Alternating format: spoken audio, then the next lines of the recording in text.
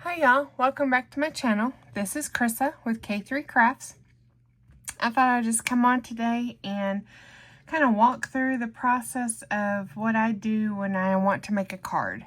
So this is the card that I came up with, but I thought I would just kind of go through the process because I struggle a little bit trying to figure out what to make or what to do, and I've been doing this for over 20 years and I still kind of struggle, and so I thought maybe there might be some others out there that do, and maybe my thought process might kind of be the same as somebody else's. So anyway, I wanted to make a birthday card, and I had been watching a YouTube channel called Cards TV with Mary, and she does a lot of cards with Dollar Tree stickers. And so I do have several of these Dollar Tree floral stickers and butterflies. Sorry for the glare there on those, but so I started going through all of these and pulling them out, thinking, okay, which ones do I want to use? And I was looking at some of my 6x6 paper pads because I like to use those for cards instead of 12x12s if I can help from cutting a 12x12 piece of paper for a card. But I came across this and I thought, oh, well, this has florals in it, and I've used it. It's fairly well loved, but there's still several pages in it. So I started flipping through here. Well, this sticker was on this sheet of Dollar Tree stickers, and you see where it was right here. And I thought, oh, those are roses, and there's a paper in here that has a black background with roses. That would look good together. And so I pulled that piece of paper out, and I thought, okay, well, that sticker is kind of a rectangle shape. Something else that I have also done is on Cards TV with Mary, she has card sketches. She has 64 card sketches on her blog post. It's cards, it was just spelled with a Z, cardstv.blogspot.com, I believe is what it is, and I'll link it down below. But so I started flipping through here because I downloaded them and I printed them off, and I stuck them in this little 4x6 photo albums here so that I could look quickly. So okay, let's look and see what has a rectangle shape as kind of as the focal point of the card. So I started flipping through here and I came across sketch number 30, where it has this rectangle as a focal point, and I thought, hey, that would work good. It has one mat here, which would be the black floral paper that I found, and the stripe paper was another piece in this paper pad. And one thing about using papers from a paper pad also is they typically coordinate together for the most part. So that's what I did. So I started with this sketch, and the mat, the card base is 4 1/4 by 5 1/2, which is a typical A2 size card. And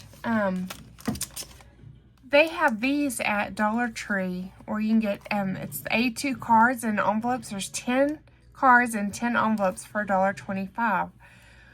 So you can buy pre-packaged cards like this. They have them at Dollar Tree. They also have these at Hobby Lobby.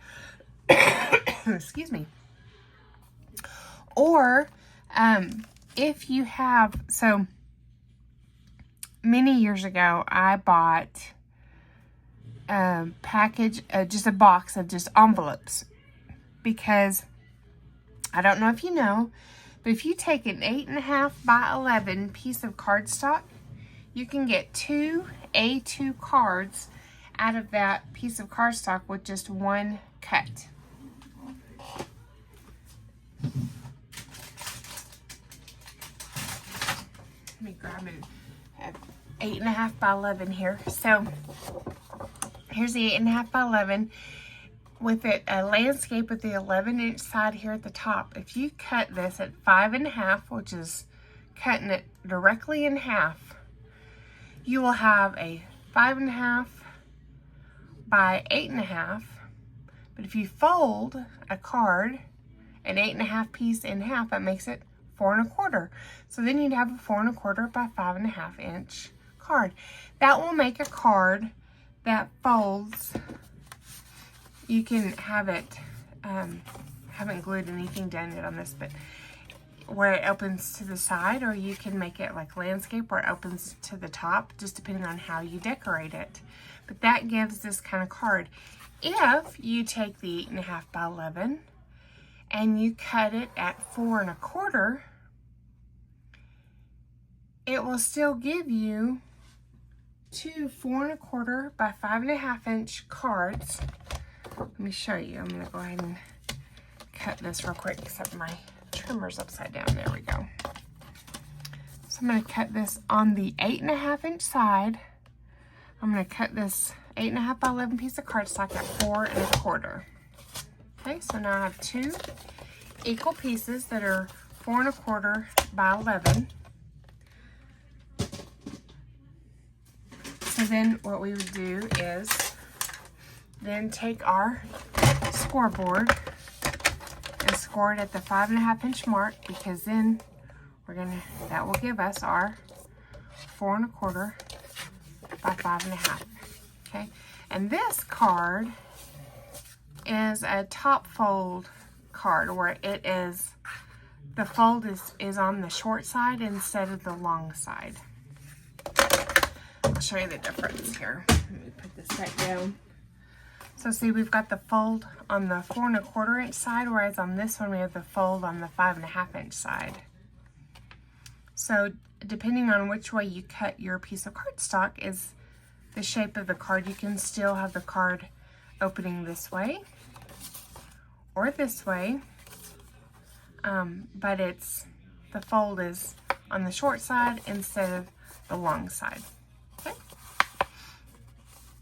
All right, so I've done both things where I've purchased the sets of cards, whether the cards and envelopes together like that at Dollar Tree, and I've also just purchased big boxes of the 4.25 by 5.5 inch envelopes, which actually the envelopes are just a smidge bigger because the 4.25 by 5.5 inch card fits in it. So it's an A2 size. So if you're looking for boxes of envelopes to purchase, look for A2 size. All right, so we've got the card base. So that's what gives you your card base, is by cutting that piece of 8.5 by 11 in half. And then to use a sketch, I'll kind of walk you through how I do it here. So this sketch says the card's 4.25 by 5.5, which is what we've got here with our white. And the first mat is 3 3/4 by 5. Okay, so that is this square right here. And I like to back, that's what I cut this piece with. That's the 3 3/4 by 5. But I like to back my pattern papers with some solid cardstock. And so I cut this black piece at 3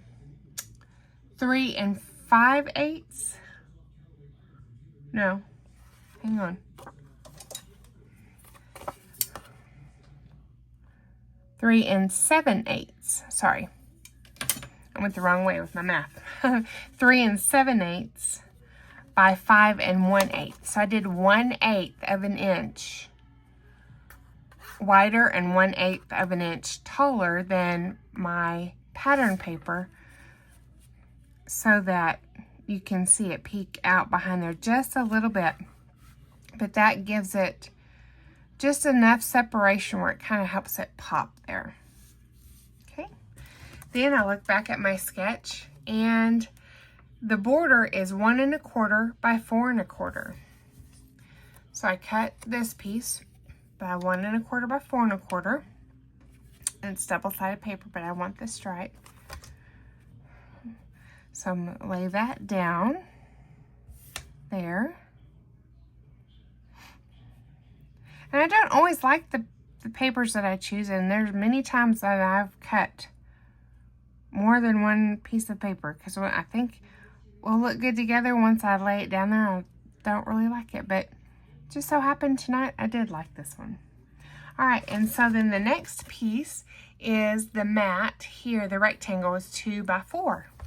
So again, I cut my white piece here at 2 inches by 4 inches. And then I cut another piece of the black cardstock at 2 1/8 by 4 1/8. And then I peeled the sticker off the sticker sheet and put it on the white cardstock. Okay. And that's gonna go down right there. All right, and then you have a sentiment that's gonna be in a 1 1/2 inch circle. And I have purchased these like nested circles and like nested different shape dies, and these are wonderful for card making.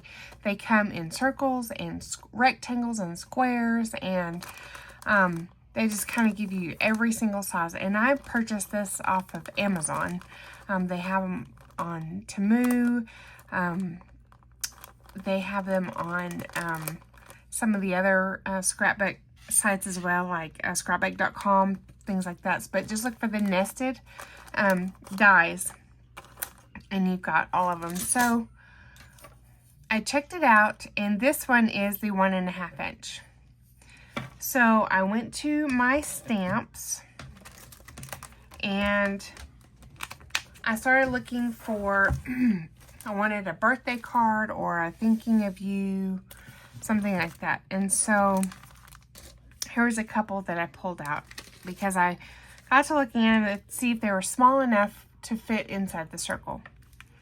And so I started, well, here's one, hope you're feeling better soon. That one would work if I wanted like a get well type card. These other ones are too big for the 1 1/2 inch circle. But then I looked at this stamp set and thought, oh, this one has several sentiments that I think would work. Let's see, best wishes works. This thank you works. This thinking of you works. The happy birthday works. See, this one is just too big. Just wanted to say thank you. That one's too big. So this hello there also works. And I wanted a happy birthday. So I stamped the happy birthday on white cardstock, and then I set my die on there and ran it through my die cut machine and got the circle. And that's gonna go about right there. So that was the process that I went through to figure out making a card tonight. So let's go ahead and I'm gonna get this all stuck down, and you can see the finished product. So let me start gluing this, and then I will meet you back.